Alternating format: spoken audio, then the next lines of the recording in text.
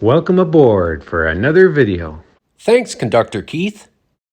Hello, and welcome to another video. This video is for Frank, specifically, but for O-gaugers in general, or anyone else with O-gauge or larger trains. Today, I'm going to take this old Williams locomotive, and I'm going to put a G-scale radio control system made by Piko, P-I-K-O. Uses this fob for forward reverse. If you got sounds, you got some other functions there. And I'm going to put that in here, battery powered. You notice the middle rail pickups are gone. So I'll be able to run this in garden railways that have 32 millimeter gauge track. Take anywhere engine, no track power, radio control. Let's see how this goes. We have an ABA set, this is the dummy, an ABA set of Canadian Pacific F units by Williams, really early Williams. In fact, these are the old QSAN molds. I got it at a train show for cheap because the locomotive wasn't running. It turns out this motor is just fine. The gearing in here was completely shot, so it would bind. That's why the locomotive didn't work. I took this motor, the motor's fine, and the gearing out, and it runs just fine on the one motor. So I thought, okay, why don't I use this then as a test bed for battery operation where I can put it on 32 millimeter gauge garden railways outdoors. But then I thought, okay, why not then? Because there's extra space here. See if I can just throw some radio control in there. Bought a Piko G-scale 25-ton locomotive that came with radio control and sound.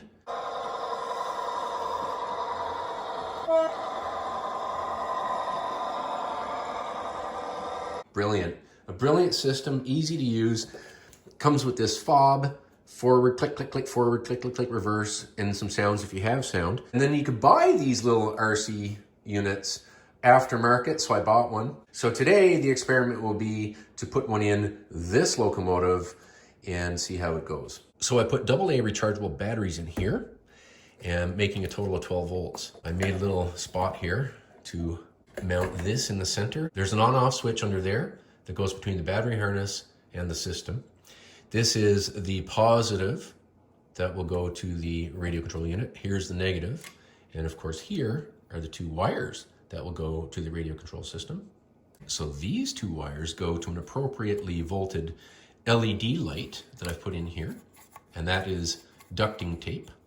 And that's going to go to the RC unit. These wires go straight to the batteries. So I plug that plug into this using this, and I can recharge the batteries in here without taking the locomotive shell off. So you're probably wondering, what's the other one? The other one comes out a little farther, and that is an MU cable. It MUs to this right here, which goes right through the B unit to here, and then into the rear end of the dummy A unit here, so that in the opposite direction, that LED light that I've installed in there will come on.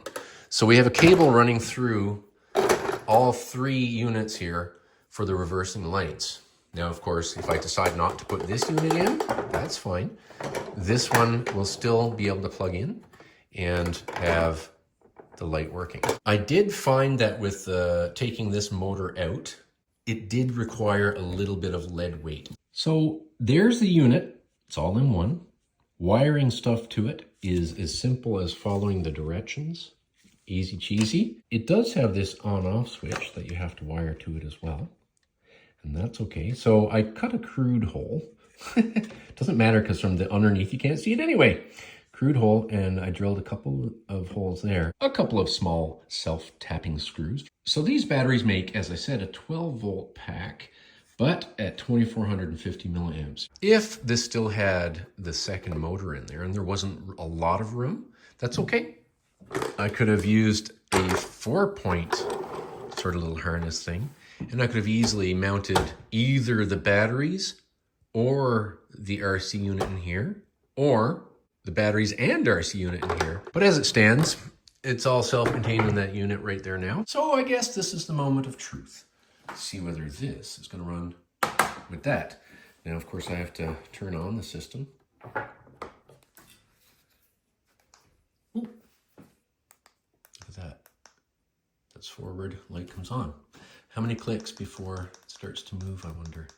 Oh, that's more than in G scale. Hopefully it's gonna work. Oh yeah, look. Okay, let's stop it before I have an accident here. Okay, so we know it runs, that's good. Now let's test the wiring that I put through, MU'd through these units here. Look at that. It does work. Let's get out some track and give it a whirl.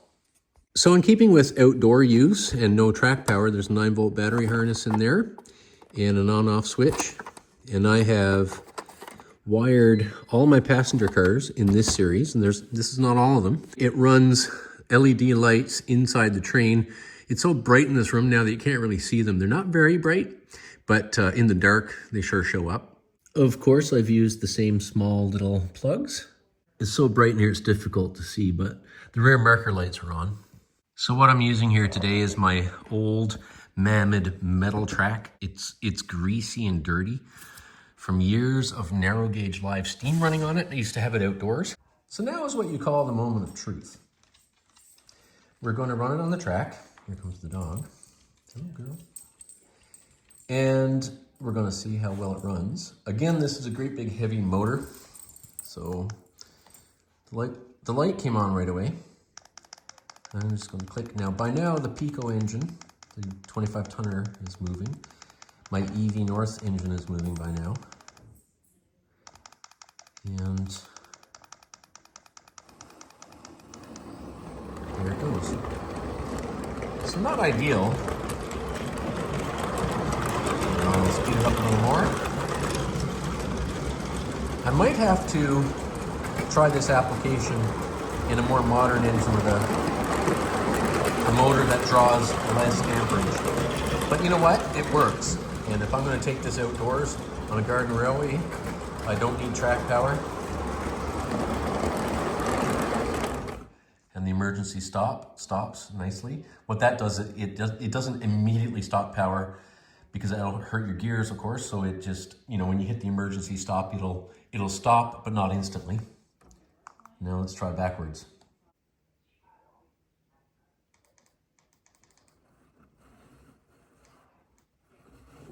There we go. The wheel slipped that time. I think it's because the track is greasy. This locomotive does have a traction tire. Let's do an emergency stop again. There you go, look.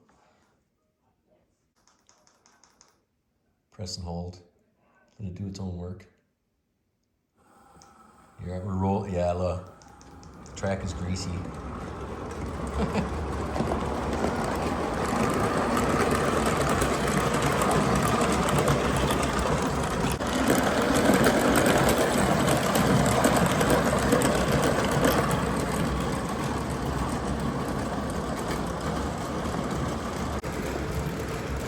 So there you have it, a successful radio control using the Piko G-scale radio control and O-gauge engine. I think it would be better with an engine with a more modern can motor, but we know it works. I think it would help, possibly, if I added an extra battery pack in the B unit and either increase the voltage or increase the amperage, one or the other. But this is top speed at 12 volts, which is probably close to scale. But you know how us O-gaugers like it, right? So maybe I'll put batteries in the B unit to bring the voltage up. Maybe double it to 24. And we don't have to use the whole 24. But anyway, it makes a Jim Dandy train. I hope you found this useful, and I wish you a very good day.